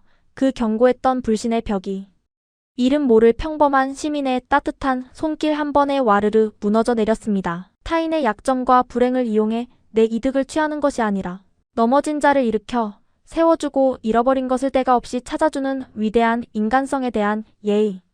파출소를 나서며 올려다본 서울의 밤하늘은 그 어느 때보다 깊고 맑게 빛나고 있었습니다. 조금 전까지 우리를 집어삼킬 듯 무섭게 보이던 명동의 인파가 이제는 서로의 등을 든든하게 지켜주는 수만 명의 천사들처럼 보였습니다. 하지만 내일이면 우리는 이 눈부신 천국을 떠나 다시 미사일이 날아다니는 지옥 같은 현실로 돌아가야만 합니다. 호텔로 돌아온 그날 밤, 저는 밤을 꼬박 새우며 제 인생을 송두리째 뒤바꿀, 그리고 우리 모두를 경악하게 만들 무서운 결심을 하고 있었습니다. 여행의 마지막 날 아침이 무겁게 밝았습니다. 이스라엘로 돌아가는 비행기를 타야 하는 귀국일이었습니다. 평소 같으면 아침 식사를 하러 내려오는 아이들의 수다 소리로 시끄러웠을 호텔 로비는 마치 거대한 무덤처럼 끔찍한 침묵 속에 굳게 잠겨 있었습니다. 한국에 처음 도착했던 첫날, 밤의 그 벅찬 설렘과 경이로움은 온데간데 없이 사라지고 이제 다시 그 지독한 적색경보, 사이렌과 스판지아, 방공호가 기다리는 참혹한 전쟁터로 돌아가야 한다는 억눌린 절망감이 로비의 공기를 무겁게 짓누르고 있었습니다. 우리는 말없이 각자의 커다란 캐리어를 끌고 로비 중앙으로 모였습니다. 오전 11시에는 인천공항으로 향하는 전세 버스에 올라타야만 했습니다. 인솔 책임자인 갈리아 선생님이 굳은 표정으로 인원 점검을 시작하셨습니다. 하나, 둘, 셋, 넷 차례대로 숫자를 세어 나가던 선생님의 표정이 돌연 백지장처럼 하얗게 질렸습니다. 선생님이 떨리는 손으로 명단을 짚으며 고개를 번쩍 들었습니다. 잠깐만, 야라가 어디 갔지? 선생님의 다급한 외침에 아이들이 일제히 주위를 두리번거렸습니다. 타마르가 당황한 얼굴로 더듬거리며 대답했습니다. 아까 아침 일찍 방에서 짐을 챙길 때 먼저 1층 로비로 내려가서 기다린다고 했는데요. 화장실에 간 거 아닐까요? 하지만 10분이 지나고 20분이 지나도 저는 로비에 나타나지 않았습니다. 선생님이 사색이 된 얼굴로 제 스마트폰으로 전화를 걸었지만 전원이 꺼져 있어 음성사서함으로 연결된다는 차가운 기계음만이 허공을 맴돌 뿐이었습니다. 순식간에 호텔 로비는 통제 불능의 아수라장으로 변해버렸습니다. 초비상 사태다. 당장 호텔 보안팀을 전부 호출하고 영사관과 이스라엘 대사관에 즉시 연락해. 갈리아 선생님의 목소리가 미친 듯이 떨리고 있었습니다. 이스라엘 방위군 최고위 장성의 딸이 그것도 타국의 수도 한복판에서 짐을 남겨둔 채 돌연 실종되었다. 이것은 단순한 10대 소녀의 철없는 가출이 아니라 중동의 적대적인 테러 조직이나 적성 세력과 연계된 끔찍한 납치 혹은 테러 사건일 가능성을 가장 먼저 염두에 두어야 하는 국가안보 차원의 심각한 위기 상황이었습니다. 선생님의 머릿속에는 이미 제가 괴한들에게 납치되어 인질극의 희생양이 되는 최악의 시나리오들이 핏빛으로 스쳐 지나가고 있었을 것입니다. 하지만 모두가 공포에 질려 경찰과 특공대를 부르고 있던 바로 그 순간 저는 무장 괴한들의 비밀 아지트가 아니라 호텔에서 멀리 떨어진 전혀 다른 공간에 홀로 조용히 앉아 있었습니다. 그곳은 바로 서울의 중심, 광화문 내거리에 위치한 거대한 지하 서점, 교보문고였습니다. 그날 새벽 일찍 눈이 떠진 저는 도무지 이대로 순순히 짐을 챙겨 이스라엘로 돌아갈 수 없다는 견딜 수 없는 거대한 갈증을 느꼈습니다. 한국에서 일주일 동안 제 온몸의 세포로 느꼈던 이 위대한 평화, 이 자유로운 공기, 타인을 향한 이 사람들의 눈부신 신뢰와 마음을 어떻게든 제 캐리어 속에, 아니 제 가슴과 영혼 속에 영원히 담아가고 싶었습니다. 그래서 저는 타마르가 잠든 사이 책상 위에 짧은 쪽지 하나만을 남긴 채 무작정 호텔 밖으로 뛰쳐나왔습니다. 청소를 하러 들어오신 메이드 아주머니께서 그 쪽지를 빈 종이인 줄 알고 실수로 치워버렸다는 사실은 꿈에도 모른 채 말이죠. 광화문 지하에 자리 잡은 그 거대한 서점의 입구에 들어선 순간 저는 완전히 압도당하고 말았습니다. 지하 깊은 곳에 위치한 거대한 공간이라는 점은 우리 이스라엘의 대피용 벙커와 똑같았습니다. 하지만 그곳을 채우고 있는 공기와 사람들의 표정은 정반대였습니다. 눈앞에 끝도 없이 펼쳐진 거대한 나무 책장들, 수백만 권의 책들이 뿜어내는 묵직하고도 달콤한 종이 냄새, 그리고 그 지식의 숲에서 평온한 얼굴로 책을 읽고 있는 수많은 한국인들, 바닥에 편하게 주저앉아 동화책을 읽고 있는 어린아이들, 선체로 경제 잡지를 진지하게 넘겨보는 직장인들, 돋보기 안경을 끼고 묵직한 역사책을 정독하는 백발의 노인들. 우리 이스라엘의 서점은 절대 이렇게 조용하지 않습니다. 우리는 끊임없이 의심하고 토론하는 훈련을 받은 민족이라 서점에서도 시끄럽게 언성을 높이며 대화합니다. 무엇보다 사람이 많이 모이는 창문 없는 지하 공간은 테러의 공포를 극대화하기 때문에 사람들의 눈빛에는 늘 초조함이 서려 있죠. 그런데 이곳은 달랐습니다. 이곳은 불안에 떠는 피난처가 아니라 세상에서 가장 아름답고 평화로운 지식의 거대한 벙커였습니다. 귀를 찢는 사이렌 소리나 무전기 소리 대신 오직 사람들이 조용히 책장을 사각사각 넘기는 거룩한 소리만이 그 거대한 지하 공간을 가득 채우고 있었습니다. 저는 홀린 듯이 한국어 교육 교재 코너와 역사책이 꽂혀있는 구석으로 걸어갔습니다. 초급 한국어 첫걸음, 한국의 근현대사, 위인 이순신과 세종대왕. 저는 닥치는 대로 책을 집어들고 차가운 바닥에 털썩 주저앉았습니다. 배워야 해. 반드시 알아내야 해. 이 나라가 어떻게 폐허 속에서 이렇게 강하고 아름답게 일어설 수 있었는지, 어떻게 총구로 서로를 겨누지 않고도 사람들의 마음을 하나로 지켜낼 수 있었는지, 이 글자 속에 분명히 그 위대한 비밀이 숨겨져 있을 거야. 책을 한 권 한 권 더듬거리며 펼쳐보던 저는 어느새 소리 없이 눈물을 뚝뚝 흘리고 있었습니다. 영어로 번역된 한국의 역사책에서 세종대왕이라는 위대한 군주가 그를 모르는 불쌍한 백성들을 위해 자신의 눈이 멀어가는 고통을 참아가며 직접 쉬운 글자를 발명했다는 대목을 읽고 있을 때였습니다. 무자비한 무력이 아니라 따뜻한 문자로, 사람을 베는 칼이 아니라 마음을 울리는 붓으로 백성을 진심으로 사랑하고 품어 안은 위대한 리더십.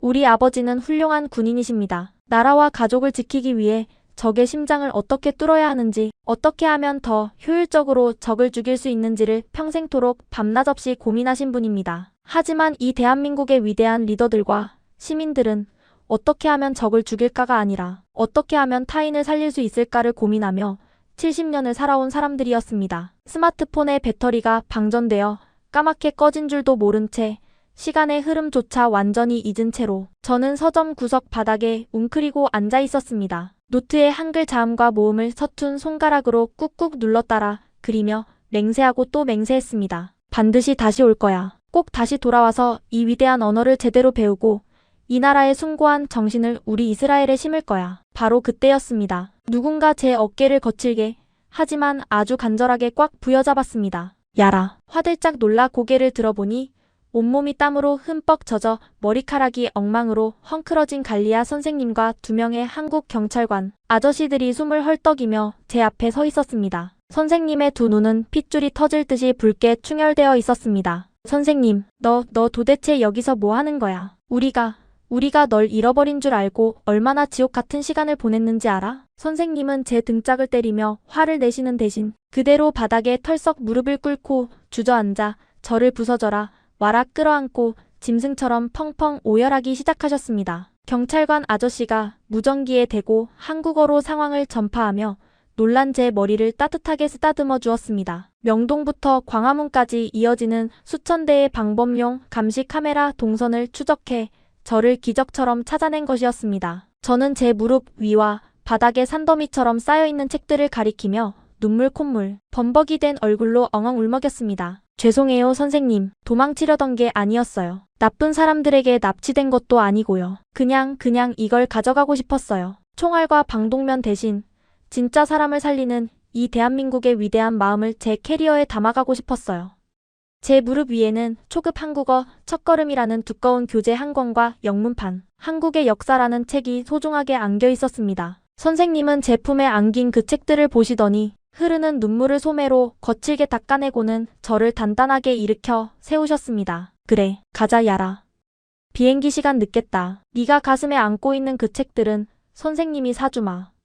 그게 우리가 이 나라에서 가져갈 수 있는 유일하고도 가장 강력한 무기일 테니까. 우리는 경찰차의 호의를 받으며 사이렌을 울리고 호텔로 극적으로 돌아왔습니다. 로비에서 벌벌 떨며 기다리던 친구들은 저를 보자마자 달려들어 제 등짝을 마구 때리며 험한 욕을 쏟아내다가 결국 다 같이 둥글게 끌어안고 엉엉소리 내어 울었습니다. 가까스로 전세 버스에 올라탔습니다. 버스는 무거운 진동을 울리며 인천공항을 향해 출발했습니다. 저는 창밖으로 멀어지는 광화문 광장과 그 한가운데 우뚝 서 있는 늠름한 이순신 장군 동상을 하염없이 그리고 아주 간절하게 눈에 담았습니다. 공항으로 향하는 1시간 남짓한 버스 안은 숨소리 하나 들리지 않는 짙은 침묵만이 무겁게 감돌았습니다. 우리 20명의 학생들과 선생님 모두가 완벽하게 똑같은 생각을 하고 있었을 것입니다. 돌아가기 싫다. 이 눈부신 천국을 떠나 다시 그 피비린내 나는 전쟁터로 돌아가고 싶지 않다. 갈리아 선생님이 조용히 제 옆자리로 다가와 앉으셨습니다. 그리고 다정한 목소리로 제게 물으셨습니다. 야라, 아까 서점 바닥에 엎드려서 뭘 그렇게 무섭게 펜으로 꾹꾹 눌러 쓰고 있었니? 책 사이에 소중하게 끼워 놓은 그 편지 같은 종이 말이야. 저는 주머니 속에서 아까 서점 바닥에서 적어 내려간 땀과 눈물로 얼룩진 꼬깃꼬깃한 편지지 2장을 조심스럽게 꺼냈습니다. 수신이는 지금 이 순간에도 깊은 지하 벙커에서 붉은 레이더 화면을 노려보며 작전을 지휘하고 있을 제 아버지 이스라엘 방위군 최고위 장군님이었습니다. 선생님, 저 이거 지금 마이크에 대고 읽어봐도 될까요? 다른 친구들에게도 제가 한국에서 내린 결론을 꼭 들려주고 싶어서요. 선생님은 말없이 고개를 끄덕이셨습니다. 저는 자리에서 일어나 버스맨 앞에 운전석 옆으로 걸어 나갔습니다. 헝거리는 버스 안에서 마이크를 꽉 움켜쥔 제 양손이 미친 듯이 떨리고 있었습니다. 침울하게 고개를 숙이고 있던 20명의 엘리트 수제 친구들의 시선이 일제히 저에게 집중되었습니다. 저는 눈을 질끈 감고 크게 심호흡을 한 뒤 천천히 마이크에 대고 제 인생을 송두리째 바꾼 선언문을 읽어 내려가기 시작했습니다. 사랑하고 존경하는 아빠. 저 야라예요. 지금 우리는 이 눈부시게 아름다운 대한민국을 떠나 인천공항으로 가고 있어요. 이제 12시간 후면 우리는 또다시 텔아비브의 매캐한 벙커, 냄새와 고막을 찢는 사이렌 소리를 들어야만 하겠죠. 아빠 혹시 기억나세요? 제가 일주일 전 이스라엘을 떠날 때 아빠는 분명히 저에게 경고하셨죠. 한국은 우리 이스라엘과 똑같이 불행하고 위험천만한 화약고라고. 수도 바로 코앞에 적의 대포가 겨누어져 있는 끔찍한 나라라고 하셨죠. 하지만 아빠 정말 죄송해요. 아빠가 이스라엘의 모든 것을 통제하는 최고위 장군이시지만 아빠의 그 완벽했던 정보력은 이번만큼은 완벽하게 틀렸어요. 우리가 두 눈으로 직접 확인한 이곳 대한민국은 우리 이스라엘과 완전히 다른 세상이었어요. 우리는 생존의 공포에 질려 국경에 거대한 콘크리트 담을 높게 쌓아 올렸지만 이 나라 사람들은 생존하기 위해 전 세계를 향해 마음의 문을 활짝 열어젖혔어요. 우리는 적을 한 명이라도 더 죽이기 위해 날카로운 M16 총을 들었지만 이들은 친구를 만들기 위해 먼저 따뜻한 손을 내밀었어요. 아빠, 저는 판문점에서 철조망과 북한군을 보며 숨이 막힐 듯한 공포를 느꼈어요. 하지만 불과 50km 버스로 단 1시간 거리를 달려 서울 도심에 도착했을 때 저는 더 큰 충격을 받았어요. 그 끔찍한 위협을 불과 1시간 거리에 두고도 사람들은 카페에서 수다를 떨고 한밤중에 한강에서 돗자리를 펴고 웃으며 치킨을 먹고 있었어요. 아빠는 항상 저에게 평화는 압도적인 무력과 힘으로만 지킬 수 있다고 가르치셨죠. 강한 군대만이 우리를 살게 한다고 하셨죠. 네, 맞아요. 아빠가 우리 가족과 조국을 지키기 위해 밤낮 없이 고생하시는 거 저는 세상 누구보다 잘 알고 뼛속 깊이 존경해요. 하지만 아빠, 제가 지난 일주일 동안 이곳 한국에서 목격한 진짜 평화는 힘으로 억누른 가짜가 아니었어요. 이곳의 평화는 차가운 미사일이나 군대가 아니라 수천만 명의 사람들이 서로를 굳게 믿는 눈부신 신뢰가 튼튼하게 지키고 있었어요. 내가 밤길을 걸어도 절대 안전할 거라는 굳건한 믿음. 내가 피곤해도 임산부 자리는 당연히 비워둬야 한다는 따뜻한 배려. 내가 길바닥에 50만 원이 든 지갑을 떨어뜨려도 누군가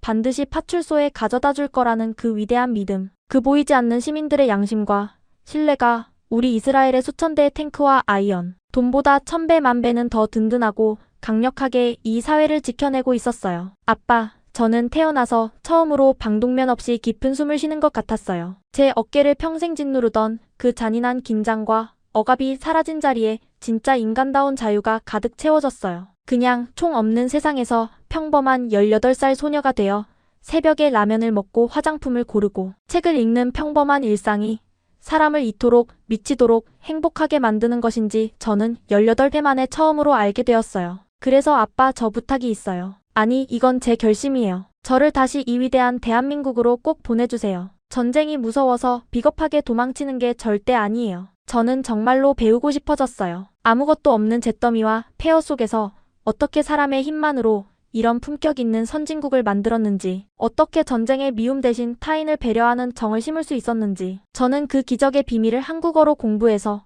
우리 이스라엘도 대한민국처럼 아름답게 바꿀 거예요. 더 이상 우리 동생들이 사이렌 소리에 벌벌 떨며 지하로 숨지 않는 진짜 평화로운 나라로 만들 거예요. 그래서 결심했어요. 저 곧 다가올 징집을 마치고 나면 이스라엘 대학 대신 무조건 한국의 대학교로 유학을 갈래요. 이제 저는 무겁고 차가운 총 대신 한국어 책을 들 거예요. 어둡고 습한 지하 벙커 대신 빛이 가득한 교보문고 서점으로 갈 거예요. 아빠, 부디 이런 제 결심을 한국에서 다시 태어난 아빠의 딸 야라를 응원해주세요. 제가 떨리는 목소리로 편지의 마지막 문장을 다 읽어내렸을 때 공항으로 향하는 전세 버스 안은 그야말로 거대한 눈물바다가 되어 있었습니다. 굳은 표정으로 듣고 있던 노암도, 제 옆에서 입술을 깨물던 타마르도, 그리고 언제나 강인하고 철두철미한 군인 같았던 갈리아 선생님조차 두 손으로 얼굴을 감싼 채 짐승처럼 오열하고 계셨습니다. 그 뺨을 타고 흐르는 뜨거운 액체는 단순한 슬픔이나 이별의 눈물이 아니었습니다. 평생을 총구의 공포에 짓눌려 살았던 아이들이 마침내 자신들이 살아가야 할 진짜 인간다운 삶의 길을 찾았다는 벅찬 카타르시스와 희망의 눈물이었습니다. 갈리아 선생님이 눈물이 가득 고인 눈으로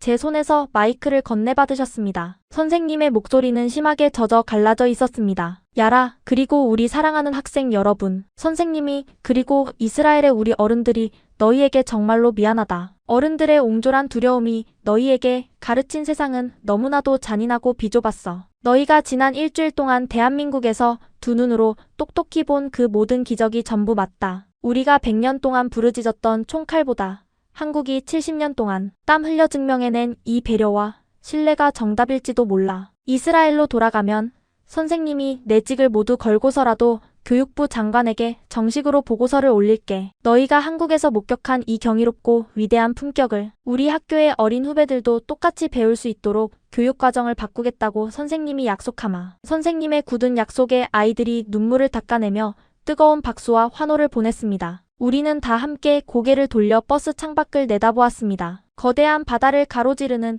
인천대교 너머로 붉은 석양이 장관을 이루며 지고 있었습니다. 마치 그 붉게 물든 대한민국의 거대한 하늘이 짧지만 너무나도 강렬했던 일주일을 보낸 우리 외국인 소녀들에게 다정하게 작별 인사를 건네는 것 같았습니다. 마침내 도착한 인천공항, 출국 심사대를 통과해 탑승구로 향하는 우리의 발걸음은 일주일 전 입국할 때와는 180도 정반대의 기분이었습니다. 일주일 전 이 공항에 첫 발을 디딜 때는 언제 폭탄이 터질지 모르는 지옥에 오면 어쩌나 하는 원초적인 공포뿐이었지만 지금 비행기에 오르는 우리의 심정은 너무나도 달콤하고 평화로웠던 지상의 천국에서 억지로 쫓겨나는 비참한 기분이었으니까요. 하지만 우리 20명 학생들의 발걸음은 그 어느 때보다 힘차고 가벼웠습니다. 제 무거운 캐리어 속에는 한국어 첫걸음 책이 소중하게 들어있었고 제 뜨거운 가슴 속에는 대한민국이 심어준 거대한 꿈이라는 씨앗이 단단하게 뿌리내리고 있었으니까요. 비행기에 올라타 자리에 앉았습니다. 이윽고 거대한 엔진음을 내며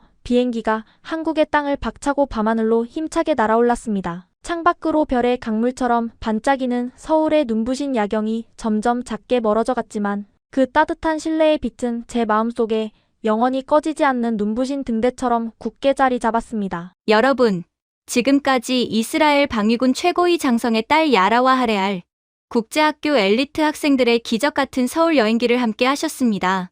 전쟁의 폐허와 분단의 절망 속에서도 대한민국은 포기하지 않았습니다. 중동의 사막과 독일의 탄광에서 피땀 흘린 아버지, 어머니 세대에 갈라진 손이 있었고 철책선 앞에서 묵묵히 밤을 새운 젊은 청춘들의 희생이 있었습니다. 그리고 타인의 지갑을 찾아주고 임산부의 자리를 비워두는 평범한 이웃들의 따뜻한 마음이 있었습니다. 이스라엘 교육부 장관은 의회 연설에서 고개를 숙였습니다. 우리는 엘리트 아이들에게 미적분과 코딩은 가르쳤지만 낯선 타인의 지갑을 주워주는 위대한 양심은 가르치지 못했습니다. 대한민국의 숭고한 시민 의식 앞에 우리의 100년 엘리트 교육은 완벽하게 패배했습니다. 총칼보다 위대한 신뢰와 배려의 힘으로 세계 최고의 군사, 강국 엘리트들조차 눈물 흘리며 부러워하는 나라를 만들어낸 것입니다. 가슴이 뜨거워지셨다면 구독과 좋아요, 그리고 댓글창에 자랑 2글자만 남겨주십시오. 여러분이 무심코 지나친 그 평범한 하루가 누군가에게는 간절히 얻고 싶은 가장 위대한 기적이라는 사실을 시청해주셔서 감사합니다.